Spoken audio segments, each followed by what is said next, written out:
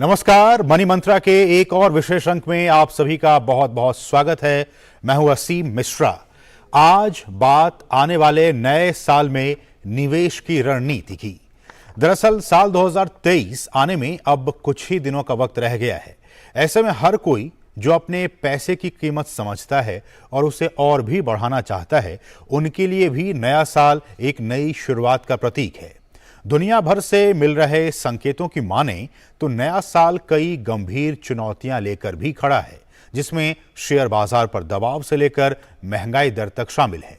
ऐसे में नए साल में आपको एक नहीं कई बातों का ध्यान रखना होगा।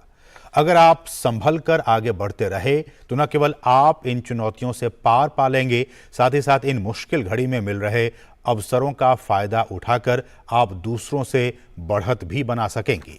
तो आज के इस विशेष कार्यक्रम में हम इन्हीं कुछ तरीकों के बारे में जानेंगे जिनसे आप अपनी निवेश की रणनीति को और भी मजबूती प्रदान कर सकते हैं। तो इस विषय पर बातचीत करने के लिए हमारे साथ आज इस कार्यक्रम में दो बहुत ही खास मेहमान जुड़ गए हैं।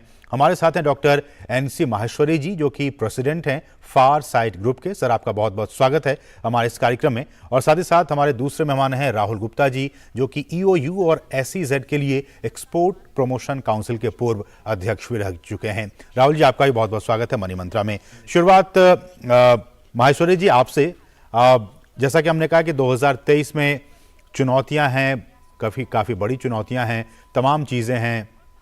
इन तमाम फैक्टर्स को मद्देनजर रखते हुए, ध्यान में रखते हुए जो निवेशक हैं वो अगले साल में 2022 से सबक सीखते हुए 2023 में किन किन चीज़ों का वो ख्याल रखें निवेश करने से पहले? देखिए, कुछ इन्वेस्टमेंट के कुछ बेसिक नियम्स हैं कि हमको हमेशा अपनी पोजीशन को हेज करके चलना है, हमारे को अपने पोजीशन को डिस्ट्रीब्यूट करके चलना है। और बेसिकली इंडिया में चार ही निवेश करने के साधन है। या तो आप इक्विटी में जाएंगे, या आप गोल्ड में जाएंगे, या फिक्स्ड इनकम जिसको हम डेट कहते हैं उसमें जाएंगे, या कुछ हम रियल एस्टेट में जा सकते हैं। अल्टीमेटली हमारी जो इन्वेस्टमेंट की रणनीति है, उन चारों को ही उनका इस समय प्रोफाइल है, क्या उसमें रिस्क का हमारे को लग रहा है और क्या उसमें रिटर्न्स आने वाली है, इस पे डिपेंड करती है। हमें देखना पड़ेगा कि इंटरनेशनल जो प्रेशर है, चाहे वो यूक्रेन की लड़ाई हो, चाहे क्रूड की प्राइसेस हो, चाहे ग्लोबल एक तरह का जो शांति का माहौल है, उसके चलते हुए जो इंटरेस्ट रेट पे प्रेशर है, जो डॉलर पे प्रेशर है, जो डॉलर इंडिया से या और इमर्जिंग कंट्रीज से बाहर निकल रहा है, जिसके कारण हम जो डॉलर रुपये या डॉलर करेंसी का जो पैरिटी रेट है उसको मेंटेन नहीं कर पा रहे हैं, उसके चलते हुए हमारे को लोकल थिंकिंग फैक्टर्स का ध्यान रखना पड़ेगा। उनके अनुसार हमें अपनी रणनीति कैसे बनानी है अपनी इन्वेस्टमेंट को करने की। ठीक है। सबसे पहले अगर हम बात करें जी गोल्ड की, तो गोल्ड में पिछले 4 साल में जबकि माहौल बड़ा अशांति का रहा, तो गोल्ड में बड़ी अच्छी रिटर्न देखने को मिली। अगर आप 3-4 साल की बात करें तो एवरेज 12 से 13% रिटर्न आई। लाइक 2020 में तो करीब 22% की रिटर्न आई, लेकिन पिछले 4 साल में बहुत अच्छी रिटर्न दी है।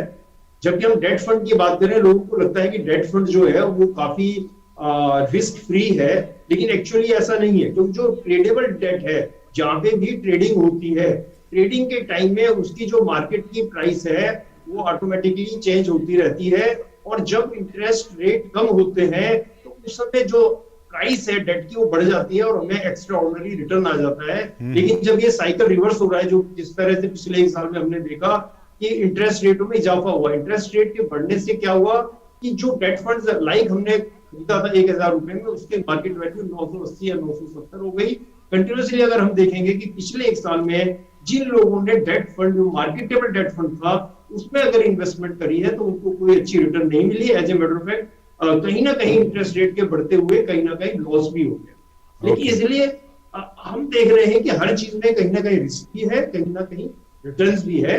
आगे जैसे हम चर्चा करेंगे तो हम इसको डिस्कस करेंगे कि 2023 में हमको किस चीज पे ज्यादा ध्यान करना है और किस पे हम ज्यादा निर्भर कर सकते हैं। ठीक है राहुल जी, जैसा कि हमने कहा कि चाहे जैसा कि माहेश्वरी जी भी कह रहे थे कि रूस यूक्रेन का मामला हो, फेड रिजर्व ने भी रेट्स में हाइक किया, आरबीआई ने यहाँ हाइक किया, सेंसेक्स में हमने देखा कि पूरे साल भर अप्स एंड डाउन्स का माहौल रहा।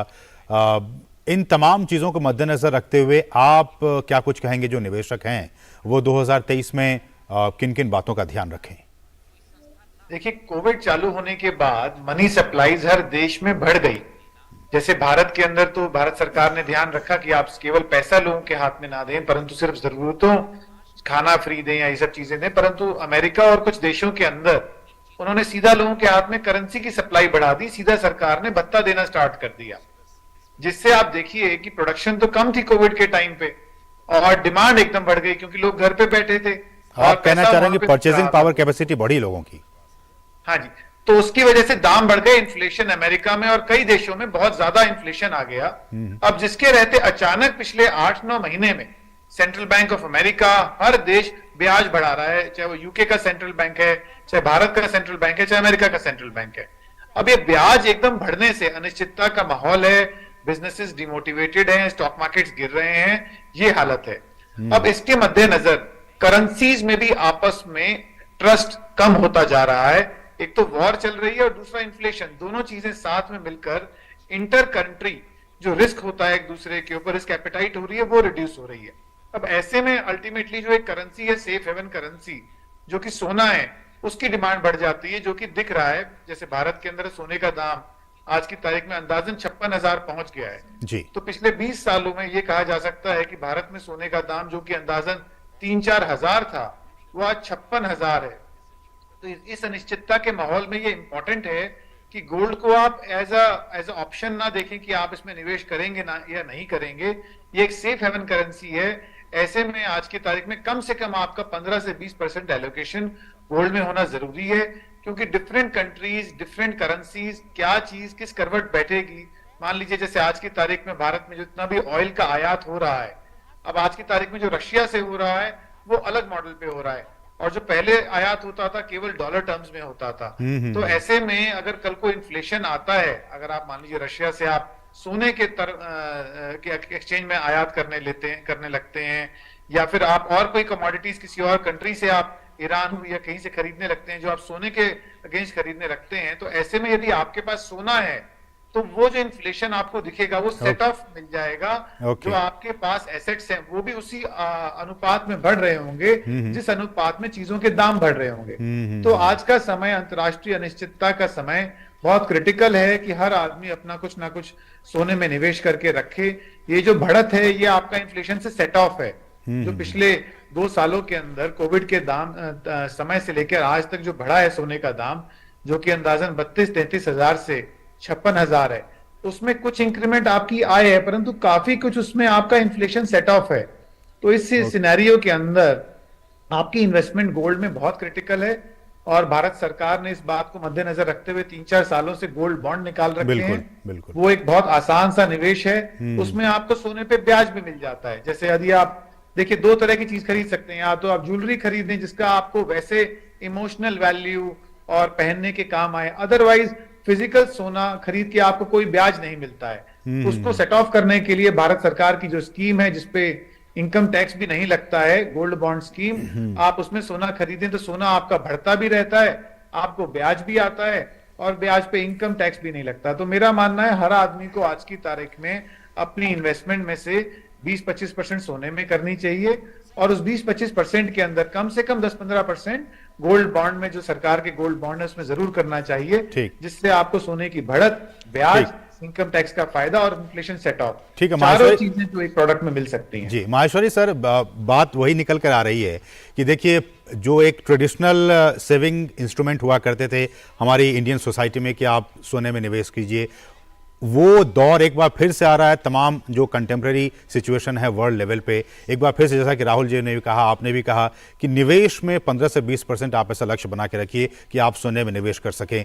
क्या लगता है कि ये जो एक ट्रेडिशनल जो इंस्ट्रूमेंट्स रहे हैं सेविंग्स के, गवर्नमेंट इंस्ट्रूमेंट और इस तरह के, एक बार फिर से वही स्थितियां पैदा हो रही हैं कि आप उधर की तरफ रुख करें बजाय कि इक्विटी मार्केट के और बाकी चीजों के? देखिए, मैं ऑलमोस्ट ज्यादातर बातों से सहमत हूँ, लेकिन थोड़ा सा इसको हमें डिफरेंट परिप्रेक्ष्य में, डिफरेंट डायमेंशन में देखना पड़ेगा। जो पिछले 2 साल का हलचल रहा, जो वोलेटिलिटी जिसको हम बोलते रही, वो मेनली वार इंड्यूस्ड है। अगर यूक्रेन का वार आप नेक्स्ट 1 महीने में मान के चलते हैं, 2 महीने या 3 महीने में अगर ये वार का सीज फायर हो जाता है और स्टेटस को हो जाता है, तो ये हमारी सारी कैलकुलेशंस हो सकता है रिवर्स हो जाए। उस केस में मुझे लगता है कि गोल्ड में ज्यादा, क्योंकि आप देखें ना 32,000 से 56,000 आ गया है, तो इतनी ज्यादा रिटर्न लोगों को मिल गई है। अगर उनको एक बार लगेगा कि मार्केट में अब शांत वातावरण है, तो शायद एक सेलिंग प्रेशर आ सकता है। तो 2023 में हमें देखना पड़ेगा, सबसे पहले एक हमें मार्केट पोजीशन लेनी पड़ेगी कि क्या हम मान के चल रहे हैं ये लड़ाई जो है लंबी चलने वाली है, या लड़ाई जल्दी से जल्दी निपटने का कोई चांस है। जनरली जो इस तरह की यूरोपियन लड़ाई है, जो वार एक कोल्ड फेज में आता है, जो दिसंबर और जनवरी के वहां जब सर्दी आती है, जहाँ की टोटल स्नो होता है, तो उसमें कई बार सीज फायर का होने का काफी चांस होता है। तो अगर वो सीज फायर वाली बात आती है, तो हमें लगता है कि सारी स्लाइटली कैलकुलेशंस हमारी चेंज हो जाएंगी। उससे गोल्ड पे थोड़ा सा बिकवाली होगी और इक्विटी में जो फंड्स है वो इनफ्लो हो जाएंगे। और थर्ड जो हमारा डेट फंड की बात, लेकिन स्थितियां सर अभी ऐसी लग नहीं रही हैं कि अनुकूल होंगी। हाँ, इसीलिए मैं मान के चल रहा हूँ। इसीलिए अगर जब तक हम ये एक व्यू लेके चल रहे हैं कि अगर सीज फायर नहीं होता तो हमें gold is the best thing. अब हमें ये देखना है कि गोल्ड को खरीदने के लिए एक तो जो लोगों को पता है जो ट्रेडिशनल है कि आप बार खरीद सकते हैं, कॉइन खरीद सकते हैं, ज्वेलरी ले सकते हैं जिसको फिजिकल कहते हैं। दूसरा बहुत अच्छा जो प्रोडक्ट है, जो अभी गुप्ता जी ने बताया अपना सॉवरेन गोल्ड फंड का, बिकॉज वहाँ कुछ टैक्स एग्जेम्पशन भी है, प्लस आपको 2.5% का फिक्स इनकम भी है। इसी तरह ही गवर्नमेंट ऑफ इंडिया ने बहुत ही recently EGR electronic gold receipt का कंसेप्ट इंट्रोड्यूस किया है। इवन एक सेपरेट डेडिकेटेड गोल्ड एक्सचेंज भी इंडिया में कर दिया है। तो आप जैसे अपने शेयर्स को डीमेट के थ्रू करते हैं, वैसे ही आप गोल्ड खरीदेंगे। गोल्ड आपको इलेक्ट्रॉनिक रिसीट के रूप में आपके अकाउंट में जमा हो जाएगा। जब आपको फिजिकल डिलीवरी चाहिए, आप उसको डीमेट कराइए, उस पर्ची को दे दीजिए और पर्ची भी ट्रांसफरेबल। तो आपकी जो टोटल कॉस्ट है, मूवमेंट की कॉस्ट, सिक्योरिटी की कॉस्ट, रखने की कॉस्ट, वो सारी खत्म हो गई।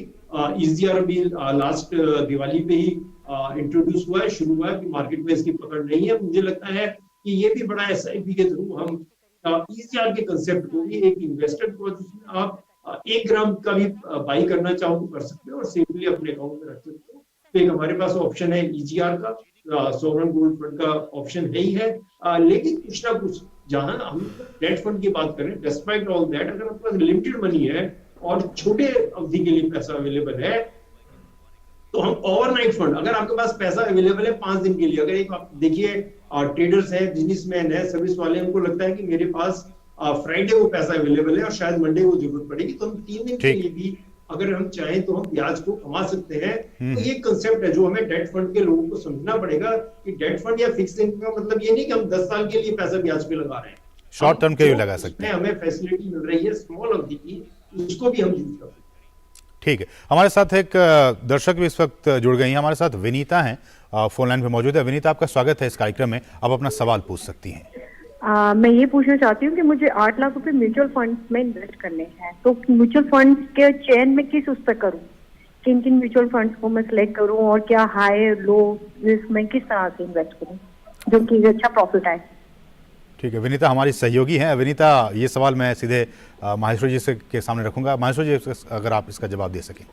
देखिए, म्यूचुअल फंड में सवाल बड़ा ही सिंपल इन्वेस्टमेंट है। जो एक बिगिनर्स है उसके लिए इन्वेस्टमेंट करना है। जो म्यूचुअल फंड जो है हमारी पहली सीढ़ी है, वहां की कलेक्टिव विजडम जो आपका फंड मैनेजर की है, आप उस पर रिलाई कर सकते हैं और कर सकते हैं। जहां तक आपको अपना देखना है, तो उसमें हाई और लो की स्टॉक की तरह नहीं है कि आपको डिफरेंट पूरे दिन में डिफरेंट प्राइस मिलेंगे या मिलेगी, तो उसमें कोई कंसेप्ट ऑफ हाई लो देखने का नहीं है। उसमें हम NAV बेस है, हमें पूरे दिन की जो प्राइस है जिसको हम NAV कहते हैं, जी जी, तो नेट एसेट वैल्यू के बेस पे हम उसकी इन्वेस्टमेंट करते हैं।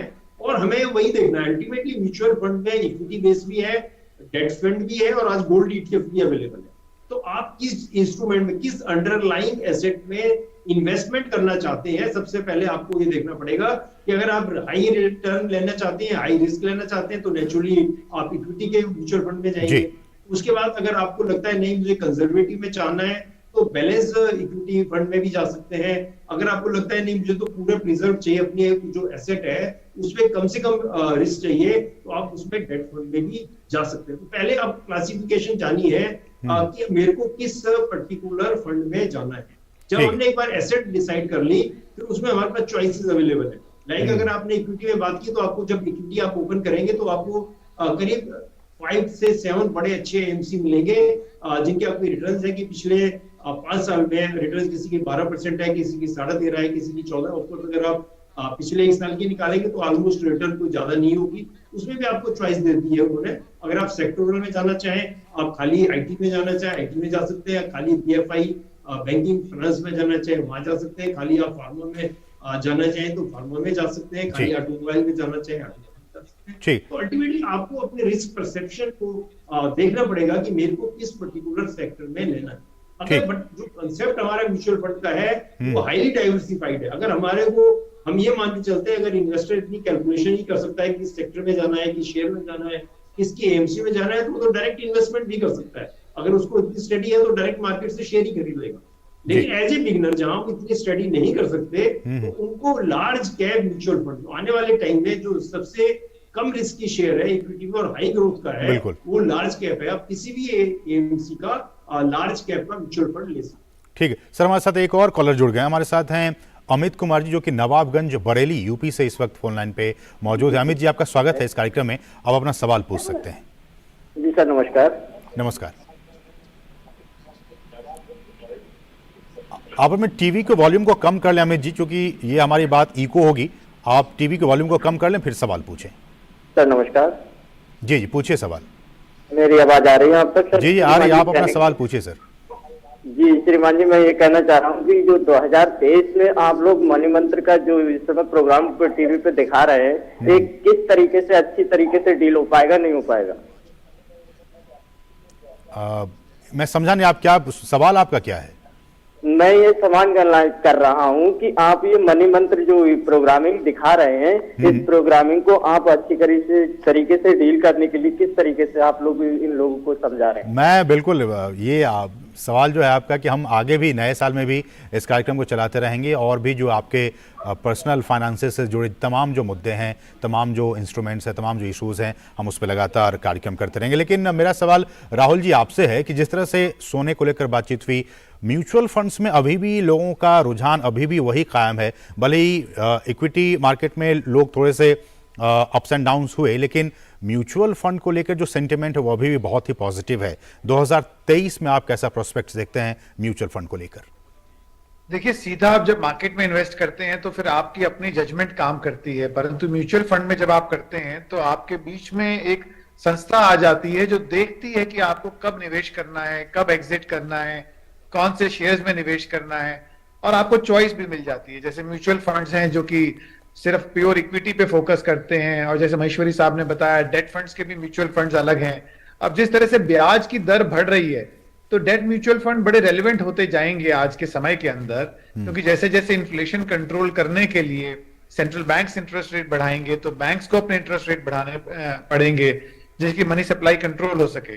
तो म्यूचुअल फंड्स आपके और सीधा डेट फंड्स या फिर सीधा इक्विटी मार्केट्स के बीच में एक बफर का काम करते हैं, अच्छा, जो आपकी डिसीजन को इंप्रूव करते हैं कि कब एंट्री करनी है, कब एग्जिट करनी है और किसमें कितना % निवेश करना है। तो डेट फंड्स के म्यूचुअल फंड बहुत ही रेलेवेंट हो जाएंगे फ्यूचर के अंदर। अगले 1 साल के अंदर मेरा मानना है उसमें निवेश लोगों का बढ़ेगा। और ये बात सही है कि mutual funds is an easier option, क्योंकि आप मार्केट ऊपर नीचे डायरेक्टली आप हर समय इंफॉर्मेशन को एक्सेस नहीं कर सकते, हर समय आप असेसमेंट और प्रिडिक्शन नहीं कर सकते, परंतु वो काम आपके लिए फंड मैनेजर्स करते हैं। और वॉलेटिलिटी को देखते हुए डायरेक्ट मार्केट पार्टिसिपेशन किसी भी तरह की करने से अच्छा म्यूचुअल फंड्स हैं। और मुझे लगता है म्यूचुअल फंड्स के अंदर लोगों का एलोकेशन बढ़ेगा अगले 1 साल के अंदर, क्योंकि इक्विटीज इतना अच्छा परफॉर्म करती नहीं दिखती हैं और डेट्स के अंदर आपको परम्यूटेशन कॉम्बिनेशन इंडिविजुअली बनाने में और खुद मार्केट अपना पोर्टफोलियो डेवलप करने के अंदर समय लग जाता है, क्योंकि आमतौर पे इक्विटी नॉलेजेस तो बहुत आमतौर पे मिलती हैं, परंतु डेट के बारे में उतना पब्लिक मीडिया में भी अवेलेबल नहीं होता। और ज्यादा एनालिस्ट की उसके अंदर असेसमेंट चाहिए होती है कि आप आगे जो डेट्स खरीद रहे हैं उनकी आगे फर्दर क्या इन्वेस्टमेंट्स है, उसके अंदर कितनी सेफ्टी है, क्या रिटर्न प्रोजेक्शंस हैं फ्यूचर के अंदर। तो उस हिसाब से देखते हुए सिक्योरिटी ऑफ डेट्स को इंप्रूव करने के लिए म्यूचुअल फंड में निवेश मुझे लगता है डेट फंड्स में बढ़ेगा अगले 1 साल के अंदर। ठीक है माहेश्वरी सर, जो रिपोर्ट्स अभी मैं पढ़ रहा था उसमें यह खबर आई है कि 2022 में लार्ज कैप और मिड कैप फंड के बजाय जो स्मॉल कैप फंड्स हैं उन्होंने अच्छा परफॉर्म किया, अच्छा रिटर्न दिया है। क्या ये टेंडेंसी, क्या ये ट्रेंड हम मान सकते हैं कि 2023 में अगले साल में भी जारी रह सकता है? आपने बिल्कुल सही कहा कि जो हमारा एम्पेरिकल स्टडी है उसमें मिड कैप ने जो रिटर्न दिया है वो लार्ज कैप से ज्यादा दिया है और स्मॉल कैप उसको फॉलो करता है। लेकिन एक बिजनेस साइकिल है, जितना भी मिड कैप है, अगर हम पिछले 10 साल का इतिहास देखें तो हमेशा ही ऐसा होता है कि मिड कैप और स्मॉल कैप लार्ज कैप को फॉलो करते हैं और रिटर्न भी बड़ी अच्छी देते हैं, जिसको हाई बीटा स्टॉक भी बोलते हैं। लेकिन अगर मार्केट रिवर्स करेगी, जब मार्केट रिवर्स करेगी तो मिड कैप और स्मॉल कैप में जो लॉस है वो भी डिस्प्रपोर्शनेटली हायर होगा।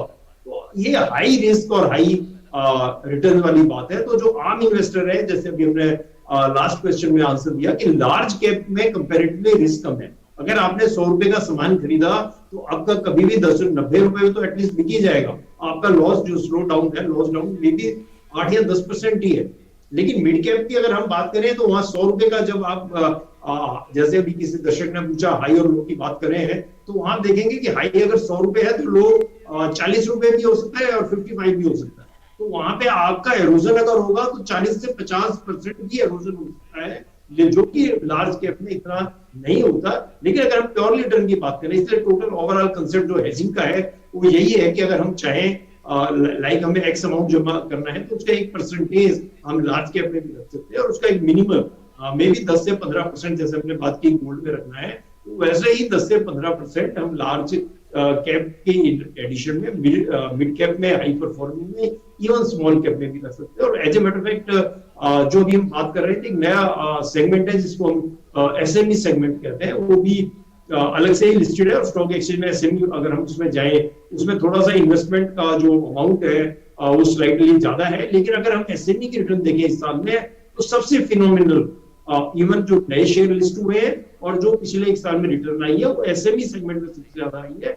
और रिटर्न्स के हिसाब से अगर हम चले तो 10% के करीब हम अपने इन्वेस्टेबल अमाउंट का एसएमई सेगमेंट में भी लगा सकते हैं। लेकिन ये मैं दोबारा आपको बताना पड़ूंगा कि जिनमें जितनी ज्यादा रिटर्न है उतना ही ज्यादा रिस्क भी है। इन्वेस्टर को ये चीज हमें समझनी पड़ेगी।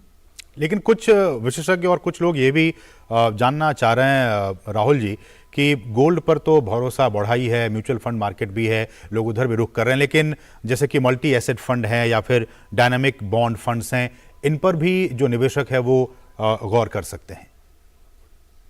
देखिए, ऐसा है, आज के समय के अंदर इंडस्ट्री वाइड जो डिमांड्स हैं वो बड़ी इरेटिक हैं।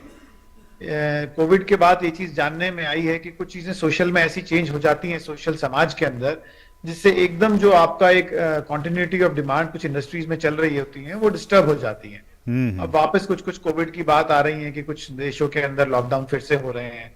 तो उन चीजों को देखते हुए जो मल्टी कमोडिटी म्यूचुअल फंड्स हैं उससे थोड़ा मुझे लगता है कि रिस्क कम होने की जगह रिस्क बढ़ने का मुझे ज्यादा अंदेश लगता है, क्योंकि मेटल्स जो हैं उनकी जो कमोडिटी डिमांड्स हैं वो मुझे लगता है अगले साल 2 साल बड़ी इरेटिक रहेंगी, क्योंकि एक ही मेटल मल्टीपल इंडस्ट्रीज में यूज होता है। जैसे मान लीजिए यदि हम सोने की बात कर लें तो वो ज्वेलरी बनाना जैसे कि फैशन आइटम उसमें भी यूज हो रहा है, और कहाँ वो सेंट्रल बैंक्स और उस इन्वेस्टमेंट के अंदर भी यूज हो रहा है।